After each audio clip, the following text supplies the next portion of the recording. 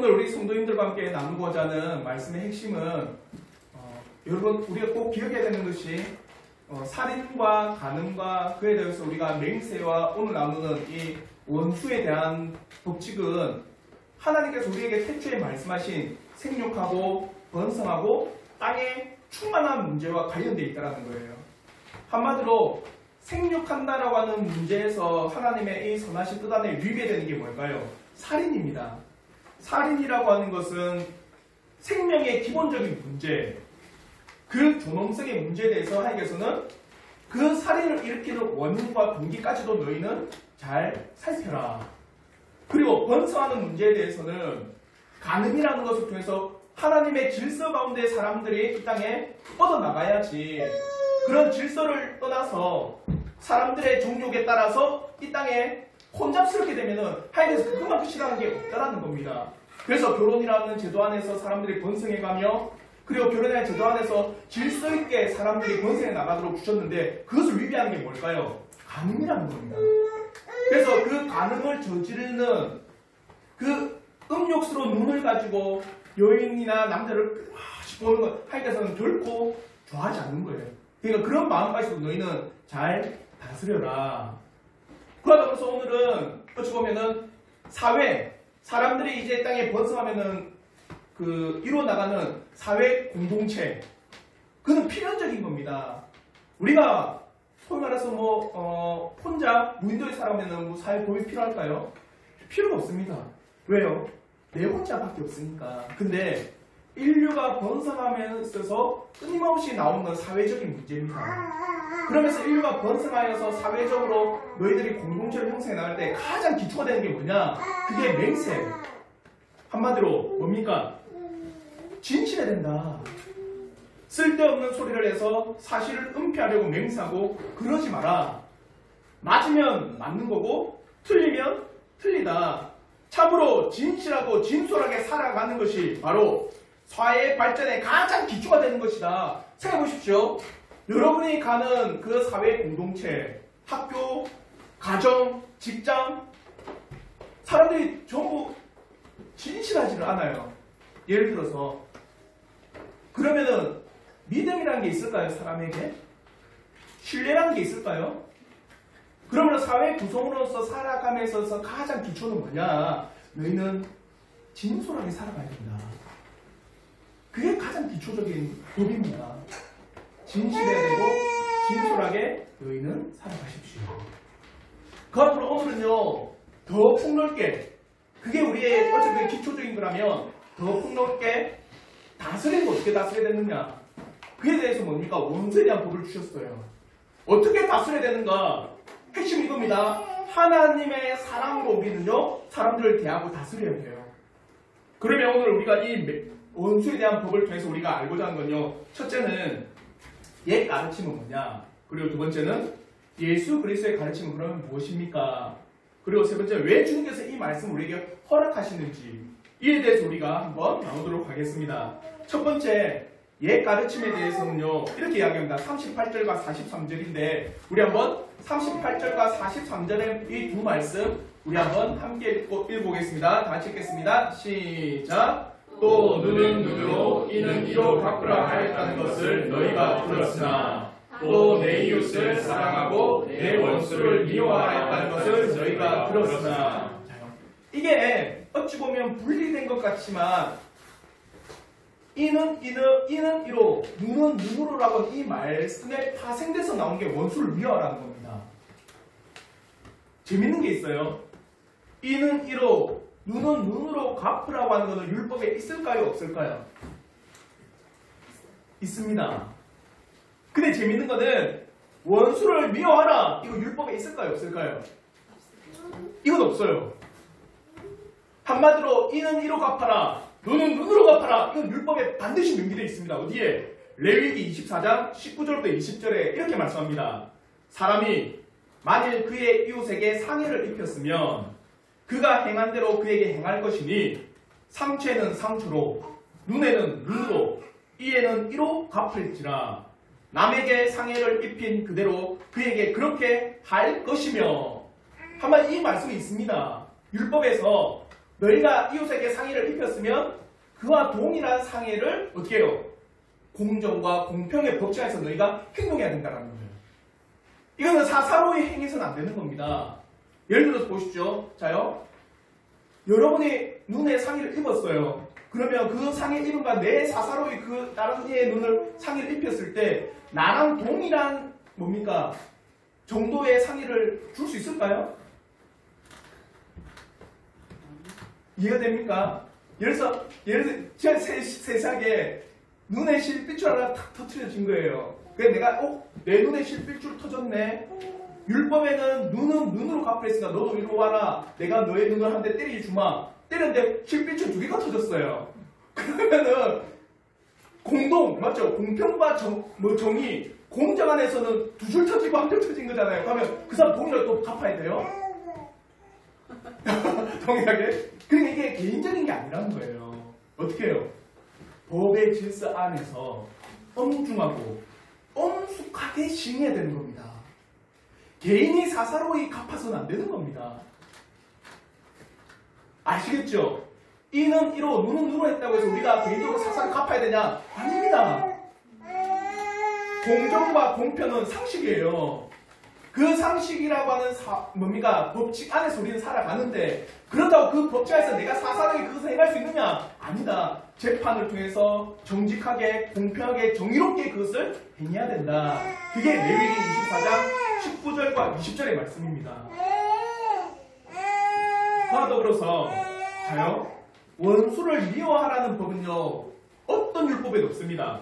레위기 19장 18절에는요. 이렇게 말씀합니다. 우리 한번 레위기 19장 18절의 말씀 우리 한번 다 같이 한번 읽겠습니다. 시작. 원수를 갚지 말며 동포를 원망하지 말며 이웃 사랑하기를 내 몸과 같이 하라. 나는 여호와니라. 자요. 뭐라고 합니까?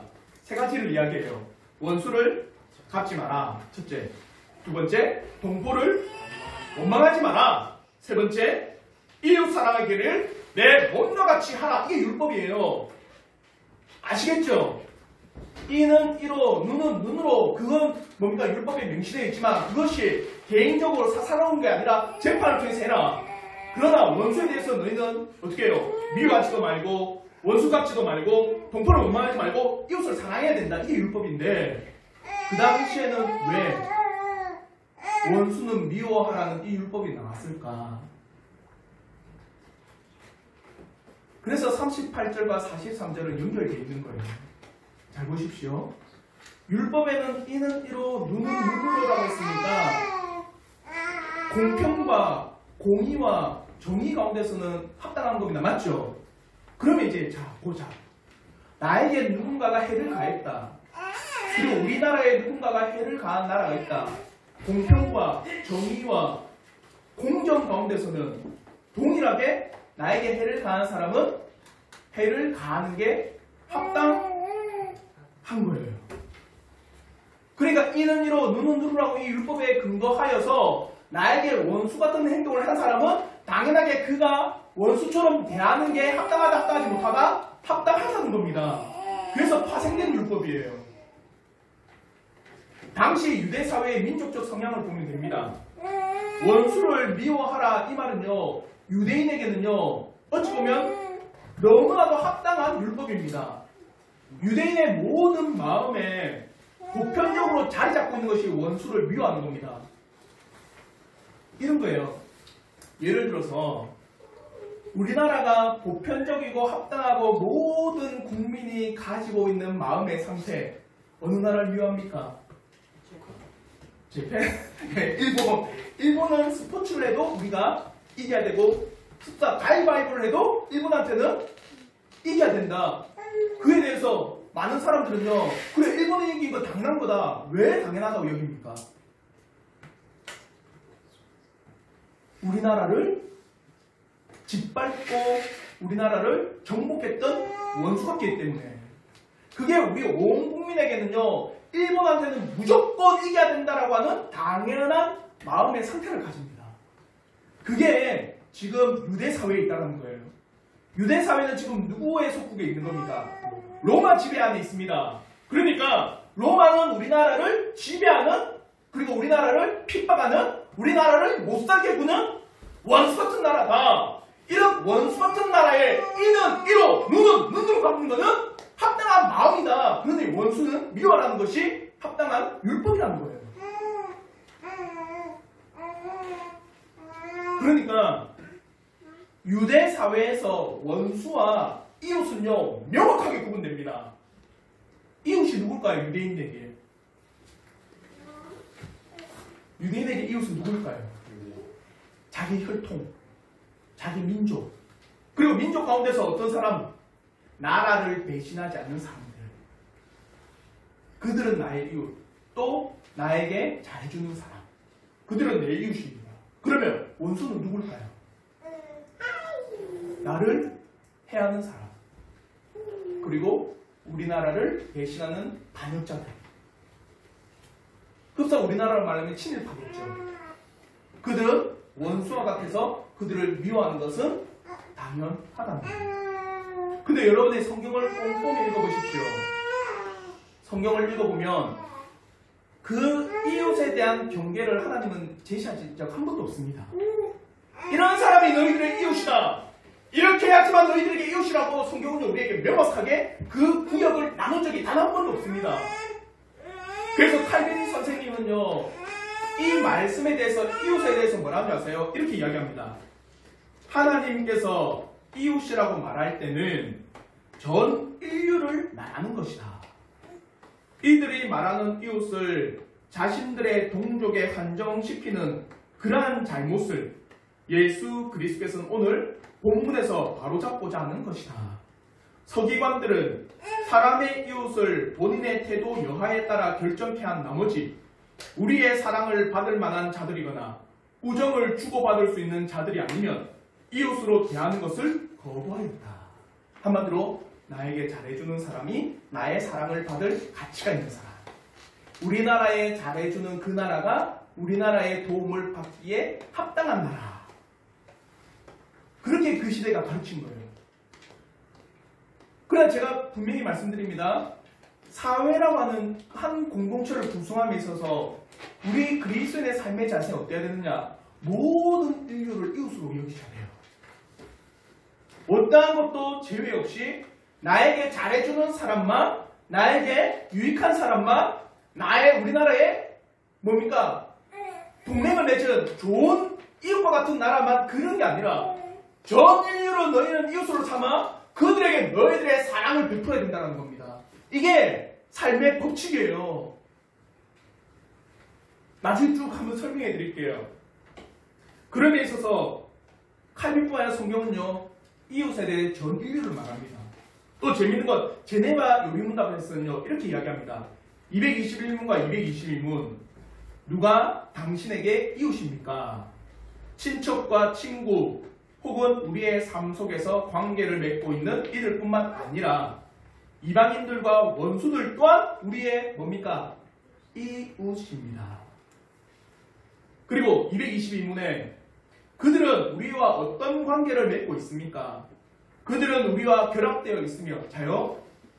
그들이 결합되어 있는데 여기서 결합되어 있는 이웃은요, 나에게 뭡니까? 친척, 친구, 우리의 삶 속에 관계를 맺고 있는 사람뿐만 아니라 이방인과 원수까지도 우리와 관계를 맺고 있는 거예요. 이들은 우리와 결합되어 있으며 이를 통하여 하나님께서는 모든 인류를 집결시키십니다. 이는 신성불가침한 것으로서 악의 세력에 의하여 폐기될 수 없는 것입니다. 자요, 여기서 재밌는 말을 합니다. 악의 세력에 의해서 폐기될 수 없다. 뭐가 폐기될 수 없느냐? 오늘 바리새인과 그 당시에 옛 가르침이 가르침만 이 가르침을 뭡니까? 이걸 폐기한 거예요. 무슨 말인지 알겠죠? 원수를 미워하라. 이건 뭡니까? 가르침, 하나님의 가르침을 폐기한 겁니다. 그게 그 당시에 가르침이었다는 거예요.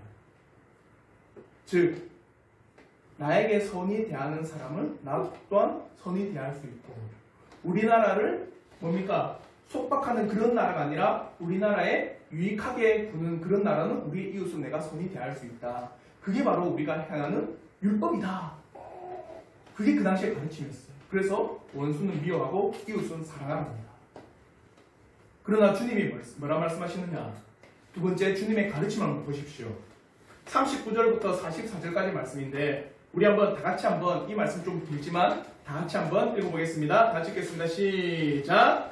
나는 너희에게 이르노니 악한 자를 대적하지 말라. 누구든지 내 오른편 뺨을 치거든 왼편도 돌려내며 또 너를 고발하여 속옷을 가지고자 하는 자에게 겉옷까지도 가지게 하며 또 누구든지 너로 억지로 오리를 가게 하거든 그 사람과 심리를 동행하고 내게 구하는 자에게 주며 내게 꾸고자 하는 자에게 거절하지 말라. 나는 너희에게 이르노니 너희 원수를 사랑하며 너희를 박해하는 자를 위하여 기도하라. 여기서는요 39절부터 42절은 어찌보면 소극적인 자세입니다. 그리고 44절은 적극적인 자세예요. 뭐라느냐? 악한 자를 어떻게 하라? 대적하지 말라는 겁니다. 악한 자가 어떤 자입니까? 여기서 말하는 악한 자라고 하는 헬라어로는요 포네로 악을 행하는 자, 비열한 자를 뜻한 게 악한 자입니다. 한마디로 나에게 악을 행하거나 나에게 비열한 짓을 하는 사람들, 그런 사람들에 대해서 너는 대적하고 그런 사람들에 대해서 너는 대항하지 말라. 그러면서 세 가지 쭉 이야기하는데 재밌습니다. 어떤 사람이 악한 자, 비열한 자냐? 내 오른편 뺨을 치는 사람. 자요, 오른편 뺨을 친다는 게 아시는 분도 있으시지만 어떻게 쳐야지 오른편 뺨을 칠까요? 이렇게 때리면요 왼편 뺨을 때릴 수밖에 없습니다. 상대방은요 내가 오른손을 들면 상대방은 왼편이죠. 실감 안 나면 구급기를 한번 해보세요. 딱 대고 한번 옆에서 한번 보세요. 때리면 분명히 왼편 뺨을 맞출 수밖에 없어요. 그럼 오른편 뺨을 때리면 어떻게 해야 됩니까? 이렇게 해서 손등으로 때려야 돼요. 그러니까 이래 때리는 것이 아니라 어떻게 때리는 거예요? 이래 때리는 겁니다. 이거는요 그냥 뺨을 때리는 것보다 더 치욕적인 거예요. 그 당시에 유대사회에서 손등으로 사람을 때리는 건요 최고의 모욕이었고 최고의 수치였습니다. 한마디로 악을 행하는 자가 어떤 자냐? 나에게 심각하게 모욕을 주거나 나에게 심각하게 수치를 주는 그런 사람일지라도 너는 어떻게 하라? 대적하지 말라는 겁니다. 또 뭐랍니까? 속옷을 가지고자 하는 자에게 겉옷까지도 주라. 이건 우리의 사회에서는 이해가 안 되죠. 맞죠? 근데 유대 사회에서는 이게 이해가 됩니다. 왜냐? 그 당시에 유대 사회에서 겉옷은요 어떤 기능이 있는 줄 아세요? 겉옷. 우리나라와 같은 기후가 아니에요. 사막과 같은 기후입니다. 그런 데 있어서 여러분 영화를 보시면 사막에 있는 사람들 겉옷 엄청 두꺼운 거 보십니까? 길고 소매도 길고 옷도 두껍고 해서 낮에는 뭘 피해야 돼요? 태양을 피해야 되니까 그 겉옷이 두꺼워요. 그래서 좋은 옷감입니다.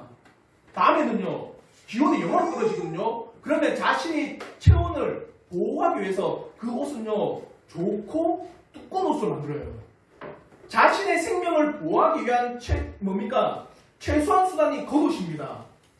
그러나 그 당시에는 그렇게 겉옷을 중하게 여겼고 소중하게 좋은 옷가운을 만드니까 겉옷을 가지고 어떻게 한다 아세요? 돈을 빌렸어요. 한마디로 부채와 관계된 게 겉옷입니다. 그래서 내가 돈이 필요하다 뭘 맡기는 겁니까? 겉옷을 맡겨요. 그래서 성경에 보면 레위기에 보면 너에게 겉옷을 담보로 맡긴 자는 밤이 지나도록 그것을 가지고 있지 말합니다. 왜요? 여러분에게 겉옷이 한 벌밖에 없어요. 근데 그것을 맡겨놓고 돈을 빌렸습니다. 그러면 그 사람이 그 돈을 받았지만 그 겉옷을 안 주면 그 사람 어떻게 되는 겁니까? 생명이 상해를 받는 거예요. 그래서 그 겉옷을 주고 돈을 빌렸을 때는 아무리 돈을 빌렸지만 그 겉옷은 밤이 지나기 전에 어떻게 하라? 돌려주라는 겁니다. 그러니까 한마디로 여기서 재판을 해서 속옷을 달라는 건 뭡니까? 속옷을 달라는 것. 겉옷보다도 더 가치가 없는 거예요. 맞죠? 그 작은 것까지라도 너희를 빼앗으려고 하는 그런 인색한 사람들, 사람이 살만한 것 가운데서 모든 것을 다 빼앗고자 하는 그런 사람들이 너희는 대항하지 말라는 겁니다. 저는 이 말씀을 읽으면서 그 영화가 딱 떠오르더라고요. 혹시 해바라기 영화 아십니까? 영화 좀 보세요. 정말 영화 보는 것 같잖아. 해바라기 보면 김래원이 술 막 취해가지고 그 뭡니까? 깡패에 있는 사람들한테 가면서 유명한 말 하잖아요. 꼭 다 빼앗아 가야 속이 후련했냐? 이라는 거예요. 그러니까 한마디로 여기서 말하는 악한 자는 뭡니까? 최소한으로 살만한 것까지도 어떻게 해요? 다 빼앗아 가버리는 거예요. 얼마나 인색합니까? 그래서 재판에서 속옷까지라도 다 빼앗아 가려고 하는 그런 악한 자에게 너희는 어떻게 하라? 대항하지 말라는 거예요.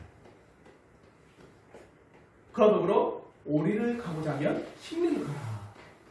이건 뭐냐면 그 당시의 법이에요. 로마법. 로마인이 그 소폭 지배하는 민족에게 이 짐을 들고 오리를 가시오하면 가야 돼요.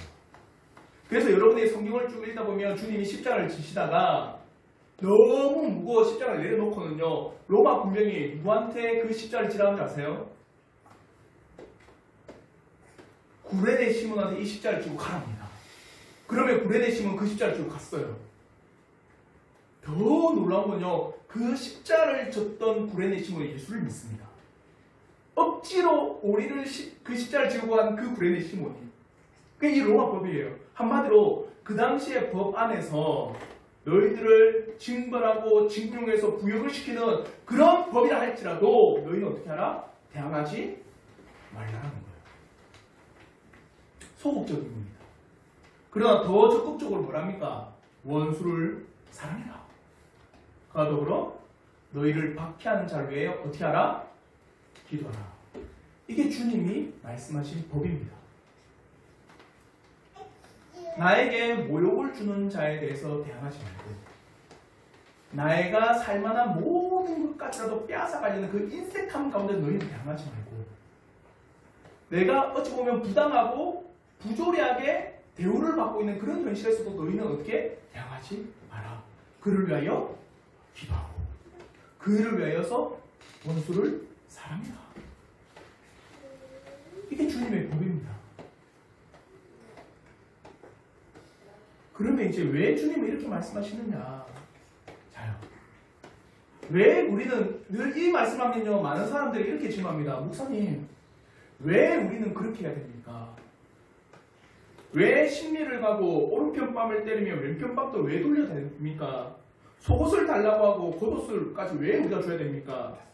왜 무한히 우리는 양보만 하고 살아가야 됩니까? 왜 원수를 사랑해야 되고 박해한 자를 위해 기도해야 됩니까? 그저 모른 채 그냥 살아가면 안 됩니까? 그게 우리의 인간적인 법이에요. 맞잖아요. 여러분 모든 사람의 마음에 있는 게 뭡니까?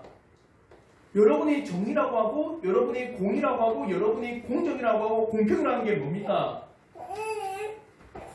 나에게 해를 가하는 사람은 그도 동일하게 그 해를 당해야 된다는 것이 모든 사람들이 가지고 있는 뭡니까? 공이라고 하는 거예요. 모든 사람 다 가지고 있습니다. 그럼에 있어서 그리스도인은 그렇게 살지 말라고 하는 건 그의 합당한 목적이 있다는 거예요. 자요? 사랑하는 성도 여러분, 그리스도인의 삶의 목적은 뭡니까? 여러분의 삶의 목적이 뭐예요? 우리가 세상 사람들처럼 이는 이로 눈은 눈으로 나에게 위해를 가한 자도 동일하게 위해를 가하 원수를 미워하는 것처럼 그건 세상의 법칙입니다. 그런 법칙대로 내가 살아간다는 것 당연할 수 있어요. 세상을 볼 때는요. 그러나 그리스도인의 삶에서 그게 당연하지 않다는 겁니다. 왜요? 그리스도인의 삶이 뭔데요? 하나님의 영광을 나타내야 된다는 거예요. 하나님을 영화롭게 하는 것이 그리스도인의 삶이라는 겁니다. 그러니까 주님께서 마태복음 5장 45절에 이렇게 말씀하시는 거예요. 우리 한번 마태복음 5장 45절의 말씀 우리 한번 다 같이 한번 읽어보겠습니다. 시작! 이같이 한즉 하늘에 계신 너희 아버지의 아들이 그리니 이는 하나님이 그 해를 악인과 선인에게 비추시며 비를 의로운 자와 불의한 자에게 내려주시니라. 한마디로 내가 동일하게 세상 사람의 법칙과 같이 원수를 미워하고 이는 이로 갚고 눈은 눈으로 갚고 나에게 해를 가하는 사람 동일하게 해를 가하는 그런 세상의 공의와 법칙대로 살아가며 너희가 그리스도인인지 어떻게 아느냐 이겁니다. 한마디로 너희가 예수 그리스도의 가르침대로 살아가면은 그리스도인이 된다라는 거예요. 근데 자요, 여기서 우리는요, 이 말을 오해하면 안 됩니다. 그러면 우리는 원수를 사랑하고 내 이웃을 사랑하고 나에게 박해하는 자를 위해서 기도하면은 그러면 그 사람은 그리스도인인가? 거듭나는 건 뭐 때문에 거듭나는 겁니까? 오직 믿음이에요. 맞죠? 오직 믿음만이 거듭나게 하는 겁니다. 근데 오늘 이 말씀에서는 그러면 내가 원수를 사랑하면 나는 그리스도인이 된다라는 거예요.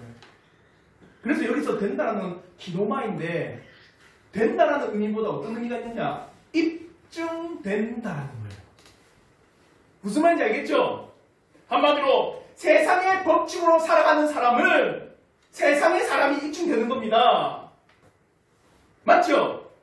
다르게 하나님의 법과 하나님의 영광과 하나님의 영화를 위해서 살아가는 사람은 그가 어떤 사람으로서 입증되는 겁니까? 그리스도인으로서 입증이 되는 거예요. 아시겠죠? 그러면 주님께서는요, 그 해를 악인과 선인에게 비춥니다. 해라고 하는 건 햇빛, 태양을 믿는 자와 믿지 않는 자에게 동일하게 비춰요. 또 비를 믿는 자와 믿지 않는 자에게 동일하게 내립니다. 이 말은 뭡니까?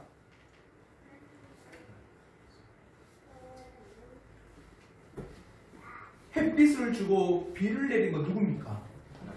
하나님이에요. 한마디로 하나님이 다스리신다. 하나님이 행하신다는 거예요. 하나님이 이루신다는 겁니다. 악인과 선인에게, 의인과 악인에게 동일하게 하나님께서는 해와 비를 내리시는 것을, 하나님께서는 이 땅을 그의 뜻 안에서 어떻게 통치하신다. 이것을 너희가 믿고 있느냐? 이걸 지금 말하는 겁니다. 사랑하는 성도 여러분, 세상 사람들의 삶의 법칙은요, 자신을 사랑하는 자를 사랑하고, 자기가 싫어하는 사람은 싫어하고, 자신을 좋아하는 자는 좋아하고, 자신을 미워하는 자를 미워하는 것은 세상의 법입니다. 맞죠? 즉, 자요, 여기서 계속 이야기한 게 이겁니다. 자신을 사랑하는 자는 자신이 사랑하고, 자신이 싫어하는 자는 자신이 싫어하고, 자신이 좋아하는 사람 자신이 좋아하고, 자신을 미워하는 자는 자신이 미워하는 게 세상의 법이다. 중심이 뭡니까? 자기예요, 자기. 한마디로 나를 중심으로 살아가는 것은 세상의 법입니다. 나라고 하는 것이 가장 핵심이에요. 근데 그리스도인은 뭡니까? 하나님 중심 사상이에요. 그러니까 마태복음 5장 46절 48절에 비유적으로 주님이 이렇게 말씀하시는 거예요. 너희가 너희를 사랑하는 자를 사랑하면 무슨 상이 있으리요? 누구도 이와 같이 한다? 세리도 이와 같이 한다. 또 너희가 너희 형제들에게만 무난하면 남보다 더한 것이 무엇이냐? 누구도 이러한다? 이방인도 이렇게 한다. 그러므로 하늘에 계신 너희 아버지가 온전하신 것 같이 너희도 어떻게 하라? 온전하라. 세상 사람도 그렇게 하는 거 당연한 거 아니냐. 근데 그리스도인이요, 하나님을 믿는 백성이요, 하나님을 따르는 너희는 그 세상의 법대로 너희가 살아가는 거, 그러면 그게 무슨 소용이 있냐는 거예요. 그리스도인이라고 한다면 하나님의 법과 하나님의 뜻과 하나님의 영광과 하나님의 영화롭게 하는 그 목적과 삶과 걸음 가운데 너희가 나가는 것이 당연하다. 그렇게 살아가라는 겁니다. 사랑하는 성도 여러분, 이걸 통해서 우리에게 주시는 하나님께서 사회적 공동체에 놀라운 은혜가 있는 겁니다. 우리는 세상의 법도대로 살아가는 존재가 아니라 하나님의 법과 말씀과 그의 영광과 영화를 위해서 살아가는 존재가 너희들 그리스도입니다. 너희는 그렇게 살아가며 공동체를 형성해 나가는 거예요.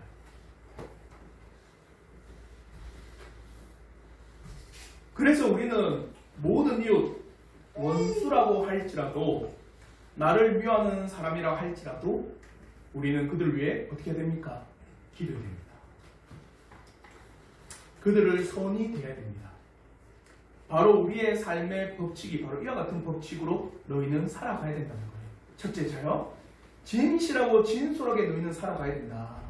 사회의 구성원 안에서. 두 번째, 사회 구성원 안에서 진실하고 진솔할 뿐만 아니라 세상의 법도와 세상의 도리대로 살아가는 것이 아니라 너희는 어떻게? 그리스도의 법 안에서, 하나님의 법 안에서 하나님의 도리대로 살아가는 것이 너희들이 살아가는 삶이라는 거예요. 그런 걸 우리에게 지금 말씀해 주고 계신 겁니다. 사랑하는 성도 여러분, 참으로 세상의 법은요, 나라고 하는 이 존재 중심 가운데서 끊임없이 살아가도록 합니다. 그러나 하나님의 법과 하나님의 도리 안에서는요, 하나님의 말씀과 그를 영화롭게 하며 그를 영광스럽게 하는 그 삶의 법칙대로 살아가라고 합니다. 저는 우리 성도들이 이 하나님의 말씀의 법칙 안에서 살아가기를 저는 진심으로 바라요. 정말 세상의 율법의 완성에서 원수에 대해 우리가 당시 유대인과 같이 한다면 내 중심의 삶일 겁니다. 그러나 정말 하나님의 영광과 그의 영화롭게 하는 그 목적 안에 하나님이 우리를 위해서 다스리십니다라는 그 놀라우신 뜻 안에서 우리가 살아간다면 우리를 통해서 하나님의 놀라운 영광이 나타날 거예요. 저 이 은혜가 우리 성도들의 있기를 저는 진심으로 바랍니다. 사랑하는 성도 여러분, 우리는 지금까지 율법의 완성에서 생육하고 번성하여 땅에 충만한 가운데 특별히 땅에 충만해서 어떻게 살아가야 되느냐, 진실하게 살아가십시오. 그와 더불어 하나님의 법도대로 하나님을 영화롭게 하면서 여러분은 살아가십시오. 이게 바로 너희들을 증거할 겁니다. 입증될 겁니다. 뭐로? 그리스도인으로. 이 은혜가 우리 성도들에게 있기를 주님의 이름으로 축원합니다. 기도하겠습니다.